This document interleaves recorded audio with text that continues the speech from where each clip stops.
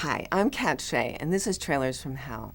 I'm doing the trailer for The Man with the Golden Arm, which was directed by Otto Preminger. Otto Preminger is known for making really unusual trailers, essentially starring himself. This is a great way to market yourself as a director, and I think we can all learn from his example. You make a really controversial film, and then you star yourself defending it. Okay, I shouldn't be laughing about that. I've sort of done it. Preminger made an incredibly ballsy movie here. A 1950s audience might even consider it subversive. But it starred Frank Sinatra, who wanted an Academy Award, and Kim Novak, so it wasn't going to fail, even though it's essentially about a guy jonesing. Okay, this looks like a scene from the movie, but it actually isn't.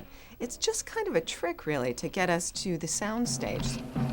They tell me you was working here, and I was passing by. I thought I'd have a drink. Oh, I've been here a while. You doing any good? All right. Small cut in the drink, usual cut in the game. Ain't got all night, Jack. Rye. Have some. Right. 2 doubles. You didn't have to do that, Frankie. No reason you should lose money by wasting time talking to me. Don't say that. You know it ain't a waste. I've been hoping you'd come see me. You know how it is, Molly. Sure. Sure, I'm busy, you know.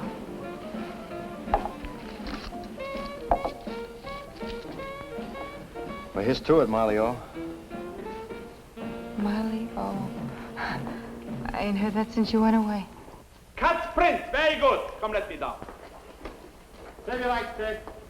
Otto Preminger was often pushing the boundaries of censorship. So for the trailer, he has a Mr. Pearson, who may or may not be the real studio's head. He could be an actor playing the part.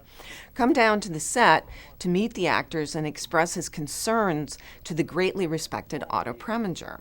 Now, Otto tells us the movie can't be censored because this is a free country. It's sort of funny in his heavy Austro-Hungarian accent, which sounds German, evidenced by the fact that he played Nazis in at least a couple of movies. There's a discussion of Washington coming down on both the studio head and the director, and why he thinks that even children should watch this film. It's interesting that this took place in 1955. I've seen and been in on discussions like this on CNN in fairly recent times. I always wondered when one might use the saying, the more things change, the more they stay the same. I guess that would be now. The Man with the Golden Arm was significant to me because although it was made before I was born, its influence is long felt, certainly into my beginnings as a filmmaker.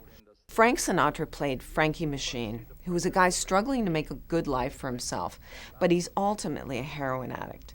Prior to this movie, all addicts were depicted as crazed drug fiends who had no humanity.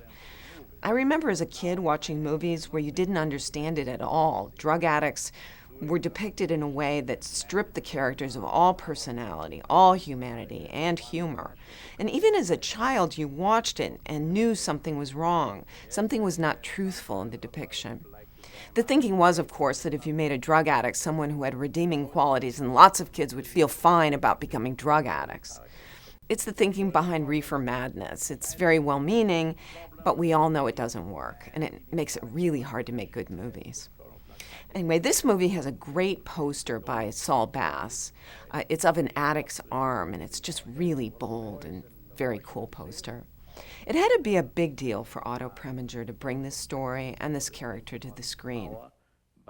There was the threat of censorship from Washington for this film, and Preminger accuses the censors in this trailer of only thinking about power, prejudice, and suspicion. He suggests that the film be labeled for its content so that if parents don't want their children to see it, they can make the decision. Perhaps this was the beginning of the rating system. And then parents who don't want their children to see it will have the possibility to forbid them to go to see it. I myself, I don't say it as a producer because I want many people to see it, think it'll be good for everybody, young and old, to see it and to be warned against the dangers of narcotics as early as possible. It made me want to write characters that at first you'd think you'd never like, and yet you love them on some level by the end. I always love characters that have a lot of gray areas, and for me this was the beginning. This is where it started. I predict that it'll do a real service for humanity. Thank you very much. You forgive me, Mr. Pearson. Ludwig, we go here because we got a half hour to finish the picture. Yeah? We go? Come. Wait a We minute. shoot. Wait a minute, Anatole. Schnell. Now, he has been doing this since the picture started. You be the judge. Do I really have an accent as ugly as he makes it out? It's a very romantic accent. He was passionate about making the movie and passionate about defending it. It was inspiring to me.